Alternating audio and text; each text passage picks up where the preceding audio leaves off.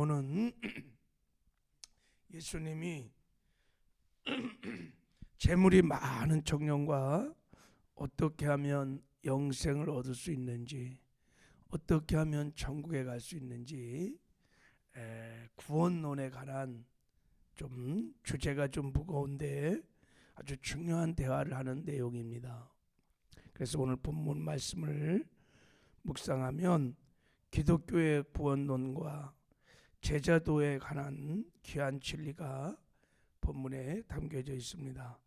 오늘 한번 구원론의 입장에서 오늘 본문을 먼저 한번 살펴보려고 합니다. 우리 한번 16절을 읽어볼게요. 16절 시작. 어떤 사람이 주께 와서 이르되 선생님이여,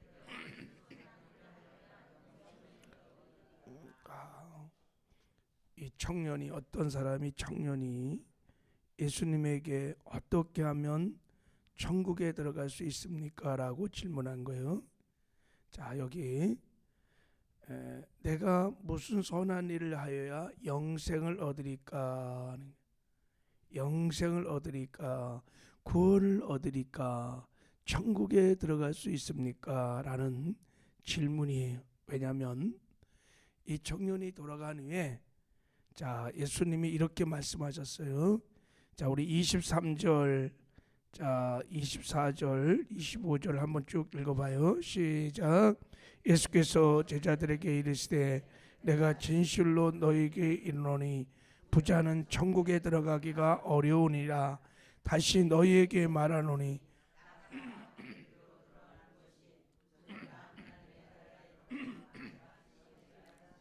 제자들이 듣고 몹시 놀라 이르되 그렇다면 누가 구원을 얻을 수 있으리까? 예수께서 그들을 보시며 이르되 사람으로는 알 수 없으나 하나님으로서는 다 아실 수 있느니라. 이 말씀을 보면 무슨 선한 일을 해야 영생을 얻으리까? 이 말은 어떻게 구원을 얻습니까? 어떻게 천국 갈 수 있습니까? 라는 질문이었던 거예요. 근데 여러분, 이 청년의 질문을 얼핏 읽으면 좀 이상하다는 생각이 듭니다. 무슨 선한 일을 하여야 예수님 영생을, 천국을 갈 수 있습니까? 이런 질문이거든요. 근데 우리가 천국 가는 거, 구원받는 거 뭐로 받아요? 믿음으로 받잖아요. 그죠? 믿음으로. 그런데 선한 일을 해야 구원을 얻고 영생을 얻고 천국을 간다 했으니 이 청년은 지금 그렇게 생각을 하고 있는 거예요. 그죠? 질문이 좀 이상한 질문이다라는 생각이 듭니다. 그런데 더 놀랍고 충격적인 것은 이어지는 예수님의 대답이에요. 대답이. 우리 한번 17절을 한번 읽어보겠습니다. 시작. 예수께서 이르시되 어찌하여 선한 일을 내게 느냐? 선한 이가 오직 한 분이시니라. 내가 생명에 들어가려면 계명들을 지키라 그랬어요. 예수님이 너 질문이 좀 잘못됐다. 무슨 선한 일을 해서 구원을 받고 천국 가는 거야. 질문을 잘못됐다 이렇게 하지 않으시고 예수님이 그래, 내가 생명에 들어가려면, 천국에 들어가려면 뭐를 지켜라? 계명들을 지켜라 이렇게 말씀하셨대요. 너 구원을 받으려면, 천국 가려면 계명들을 지켜라 하고 예수님이 말씀을 하셨어요. 그러니까 이 사람이 하나님께 택함을 받은 선민인 하나님의 백성이지만 너 계명들을 지켜야 천국에 들어갈 수 있다 라고 예수님이 그렇게 말씀을 하신 거예요. 그랬더니 이 청년이 다시 질문을 합니다. 우리 18절 19절 시작. 이르되 어느 계명이니까? 예수께서 이르되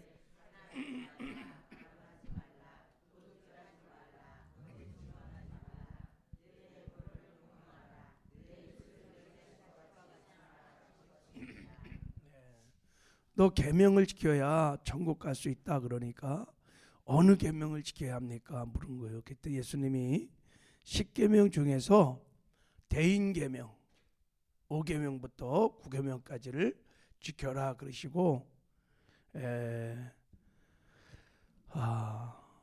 서로 사랑하라고 하는 사랑의 대계명을 말씀을 하셨습니다. 네가 그것을 지켜라 그렇게 말했어요.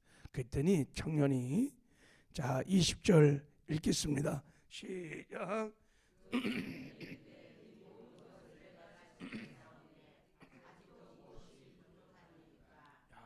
이 청년이 모든 것을 내가 지켰사오니 아직도 무엇이 부족하나이까. 이 청년은 겉으로 보기에 하나님의 말씀을 지켜 행하는 의로운 삶을 살고 있었던 거예요. 예수님이 여기까지 인정하셨어요. 이 청년이 굉장히 말씀을 지켜 행하는 의로운 삶을 살고 있었습니다. 그러면서 아직도 무엇이 부족합니까? 라고 질문을 했던 것입니다. 그런데 예수님이 보시기에 우리의 외모를 보지 아니하시고 중심을 보시는 예수님 보시기에 이 청년이 영생을 얻기에는 천국에 들어가기에는 한 가지 부족한 것이 있었어요. 그것을 예수님이 이제 드러내시는 거예요. 그의 마음속에 우상을 섬기고 있었어요. 자, 그것을 21절에 이제 말씀하십니다. 시작. 예수께서 이르시되 내가 온전하고자 할진대 가서 내 소유를 팔아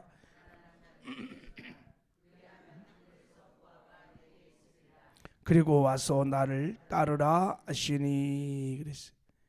예수께서 이르시되 내가 온전하고자 할진대 무슨 뜻입니까? 네가 영생을 진정으로 얻고 싶으냐? 천국에 가고 싶으냐? 그럼 내 소유를 팔아서 가난한 자에게 다 나눠주고 그리고 그 위에 나를 어떻게 하라? 따라야 한다. 이렇게 말해요. 네가 천국 가려면 네 재산 다 팔아서 가난한 자에게 다 나눠줘야 돼. 그리고 나를 따라야 된다. 이렇게 말했어요. 여기서도 예수님이 행위를 요구하셨어요. 자, 왜 예수님이 이렇게 말씀하셨을까요? 이 청년은 물질이 재산이 돈이 우상이에요. 우상. 하나님보다 더 사랑하고 의지하는 우상이. 이 청년이 자기 말로는 모든 계명을 지켰다고 하지만 1계명, 2계명, 10계명의 1계명, 2계명을 지금 지키지 못하고 있는 거예요. 너는 나 외에 다른 신을 섬기지 말지니라. 우상을 만들지 말지라. 이 계명에 지금 이 청년들은 하나님보다 재물을 더 사랑하고 의지하는 우상 숭배의 죄를 짓고 있던 것입니다. 그래서 예수님께서 이제 이 청년에게 네가 구원을 받으려면 천국 가려면 선택하라는 거예요. 하나님이냐 재물이냐. 이렇게 하나님이냐 재물이냐. 하나님을 내 마음의 보좌의 주인으로 모시고 살 것인가, 아니면 하나님을 밀어내고 돈을 주인으로 모시고 살 것이냐 선택하라는 예수님의 지금 말씀입니다. 자, 다시 말하면 예수님이 이렇게 말씀하신 의도가 뭐냐면 너 물질을 주인으로 섬겼던 죄를 회개하고 하나님을 내 마음의 보좌의 주인으로 모시고 하나님의 계명을 지키어 행하라. 그러면 영생을 얻을 거야. 천국 갈 수 있다고 말하는 거예요. 그러나 네가 회개하지 않고 네 마음에 하나님을 주인으로 영접하지 않고 돈을 여전히 주인으로 삼고 살면 너는 하나님의 계명을 지키지 못할 거야. 그래서 너는 천국에 들어가지 못할 것이다 라고 지금 말씀하시는 것입니다. 안타깝게도 청년은 전자를 선택했을까요? 후자를 선택했을까요? 후자를 선택했어요. 자, 22절을 읽겠습니다. 시작. 그 청년이 재물이 많음으로 이 말씀을 듣고 근심하며 가느니라. 이 청년이 재물이 많음으로 말씀을 듣고 이해는 했어. 예수님의 말씀을 이해했어요. 근데 근심하며 가느니라. 결국 청년은 하나님보다 뭐를 선택했을까요? 돈을 선택했어요. 다시 말하면 회개하지 않은 거요. 돈을 주인 삼은 것, 이 우상 숭배의 교만의 죄를 회개하지 않고 예수님을 주인으로 믿지 않은 것입니다. 만약에 이 청년이 회개하고 예수를 나의 삶의 주인으로 믿었다면 주인 대신 예수의 말씀에 순종하고 예수님을 따랐을 것입니다. 나를 따랐을 것입니다. 그리고 결국 그는 영생을 얻게 되었을 것입니다. 그런데 그는 영생을 얻지 못했어요. 주님의 제자가 되는 영광도 잃었어요. 천국까지 못했어요. 그래서 예수님이 하시는 거예요. 23절에 예수께서 제자에게 이르시되 내가 진실로 너에게 이르노니 부자는 천국에 들어가기가 어려우니라. 내가 너에게 말하노니 낙타가 바늘귀로 들어가는 것이 부자가 하늘나라에 들어가는 것보다 더 쉬우니라 하면서 이 청년이 천국 갈 수 없다는 것을, 천국까지 못했다는 것을 지금 말씀하시는 거예요. 물질이, 부자가, 여러분, 물질 자체가 천국을 못 가게 한 것이 아니고 하나님보다 물질을 더 사랑하고 있지 않은 우상숭배와 교만의 죄, 이것을 회개하지 않으므로, 그래서 예수님을 주인으로 믿지 않으므로 이 청년이 천국까지 못했다고 주님이 말씀을 하는 거예요. 이 청년뿐만 아니라 모든 사람들이 회개하지 아니하고 예수를 주인으로 믿지 않는다면 다 천국 갈 수 없다라고 하는 기독교의 굉장히 중요한 구원론을 지금 예수님이 말씀해 주신 것입니다. 할렐루야. 우리는 여기서 깨닫게 됩니다.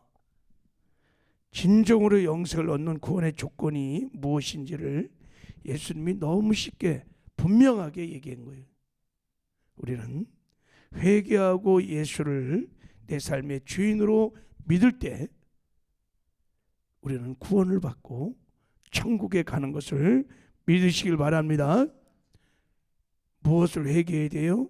하나님 외에 내가 주인 삼은 이 교만의 죄, 우상숭배의 죄를 회개하셔야 돼요.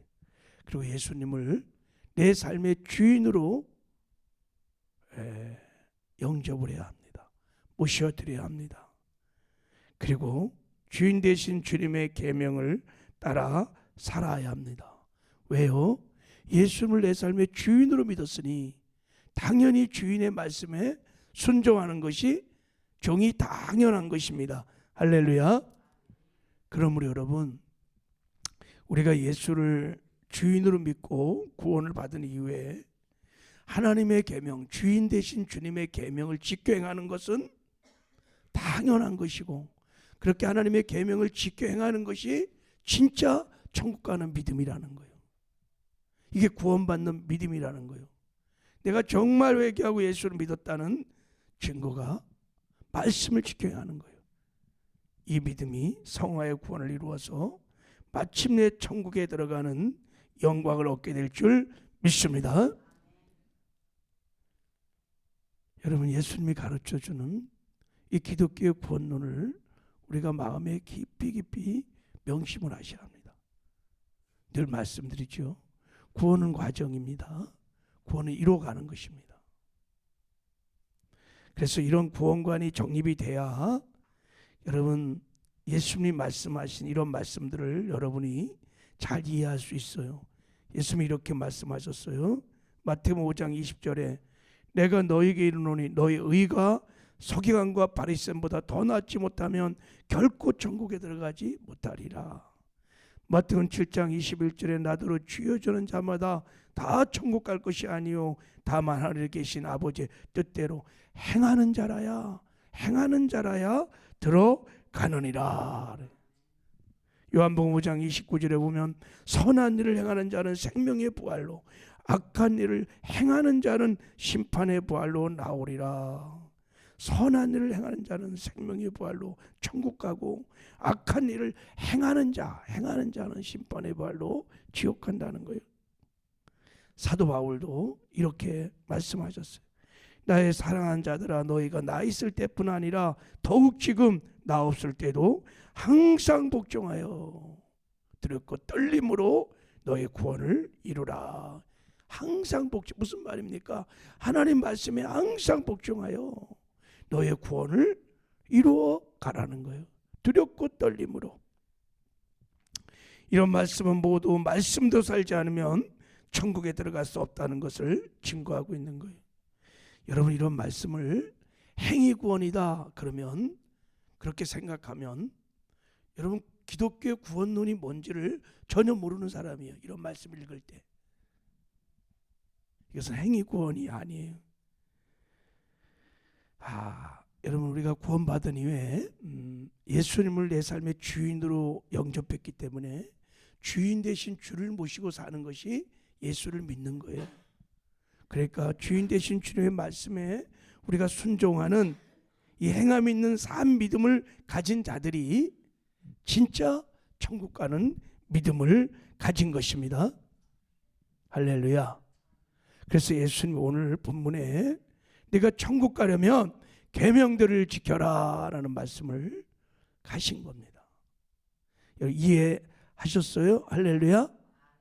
네가 천국 가려면 계명들을 지켜라, 이 말씀이 그런 거예요. 여러분,